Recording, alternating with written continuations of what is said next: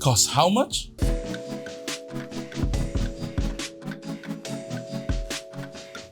Hey everyone, my name is Kevin and welcome back to the channel. In today's video, we're going to take a look at the Akko ACR75 V2, a 75% barebones keyboard that is made of acrylic, has a hot swappable south-facing PCB, and is gasket mounted. This keyboard was sent out by Akko for me to check out, together with the Akko Haze Pink, a silent linear switch, and the Akko White on Black building block keycap set, a PBT double shot MDA profile set. Thank you Akko for sending these to me for a review. Just a disclaimer, Akko does not have any say on what I will be talking about on this keyboard, may it be positive or negative. They do not review my notes and are watching this video together with all of you. This is the first of two videos I will be doing for the ACR75 V2. First video will focus on just the unboxing, my initial impressions of the keyboard, and just building it all stock, while the second video will be dedicated to modding the keyboard. I've been using this board for a couple of days now, and it's honestly great, except for the fact that oh, what do you mean? I can't say it right now. I have to wait further on in the video. Alright, I guess for now, continue watching. This is my first Akko board and I was blown away by how they packaged this and the available accessories and parts it had included. With its minimalistic cover and design, Akko's packaging looks very cool. When you open up the box, you are greeted with a thick foam that houses the keyboard and a smaller box on top of that has all the accessories. The Akko ACR75 V2 comes with its user's manual, an Akko branded keycap puller, an Akko branded switch puller, a screwdriver, extra gaskets, an extra daughter board, and a braided USB-C to USB-A cable. Being one of the few DIY kits made with an acrylic case, the Akko ACR75 V2 looks super clean and is very light. No, it is not a bad thing, and yes, despite that, it feels very sturdy. Not only that, it is gasket mounted as well. Priced at 3,399 pesos only, this keyboard looks great and can easily contend with other DIY keyboards at this price range, like the TechWare Veil 87, the MW65, and the MW75, just to name a few. Take note, there are other keyboards in the ACR line as well that you may choose from. The Akko ACR75 V2 has two colors available, a black or white transparent variant. In either color, it features a golden badge that acts as a reinforcement for the USB-C port. On the underside of the keyboard case, you can see 4 anti-slip rubber feet, with the top ones being a lot bigger than the bottom ones. This keyboard's height may be satisfactory for some people, but for me, the angle is too low that it hurts my wrist if I don't use my trusty iron meets wood wrist rest. This is literally the only downside of this keyboard, as pretty much everything else is awesome.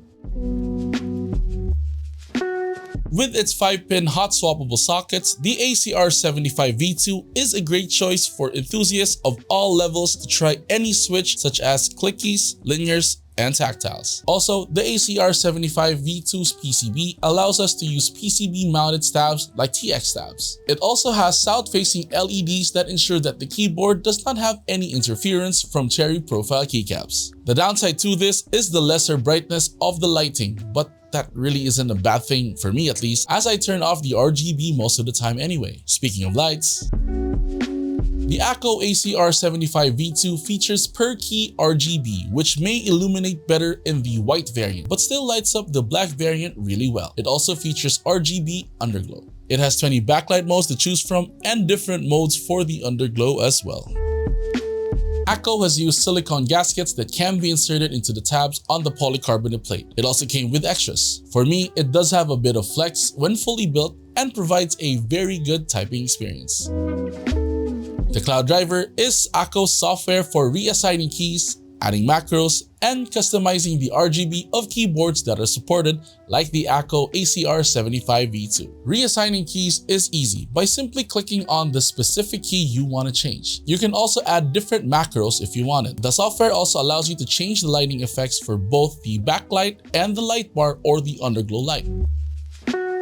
This may be a weird inclusion, but I got so happy seeing the number of accessories and parts the ACR75 V2 came with. From the extra USB Type-C daughter board to the more premium switch puller, you will not get disappointed with how much Akko wanted to set you up for a hassle-free building experience with not only the ACR75 V2, but for any keyboard you want to build moving forward, as you'll be having the tools you need, like the wired keycap puller and switch remover ahead of time. Sure, other boards have this as well, but I prefer prefer this kind of switch remover or keycap puller as opposed to the small ones you receive from other manufacturers. That's it for the features. Let's take a look at the switches and the keycaps Akko also sent out.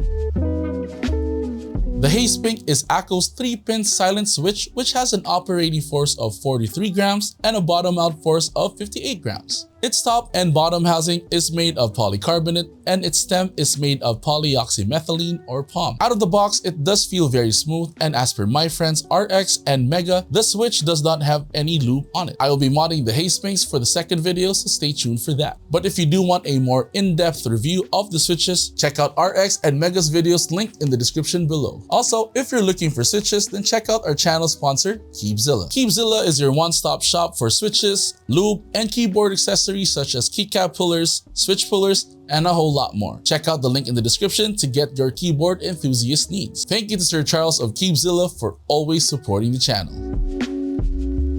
The Akko White on Black building blocks keycap set looks super nice. I love the quality of the keycaps, the clarity of the legends, and the amount of keycaps it includes to fit all sizes of keyboards. It has different spacebar sizes and a varied amount of modifiers with different colors. These double shot PBT keycaps feel very nice to the touch and have an MDA profile, which I've not tried before. With my big hands though, as long as I use a wrist rest, this keycap profile is great to type on. Now we have finished unboxing everything Akko has sent us. It's time to add switches and the keycaps.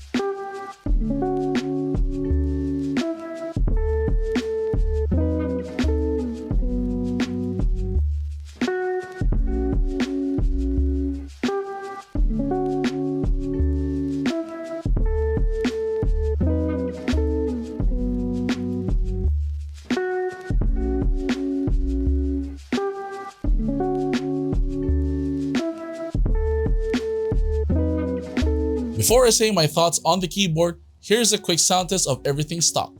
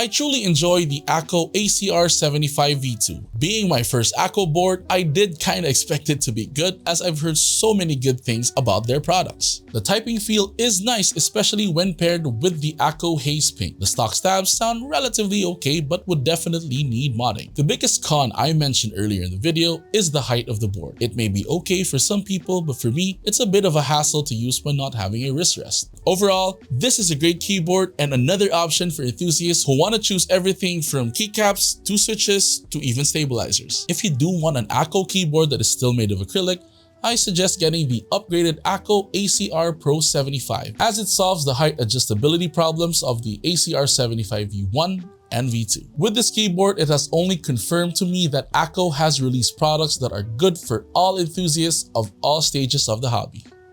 So that's it for the video. Part 2 of the Akko ACR75 V2 will be up soon and will be about modding the keyboard. Stay tuned for my next video as it will be about the Royal Kludge R87, RK's newest TKL keyboard that I'm excited to check out. If you're interested in another RK board, check out the RK H81 Part 1 and Part 2 videos right over here. Thank you very much for watching. See y'all later. Bye-bye.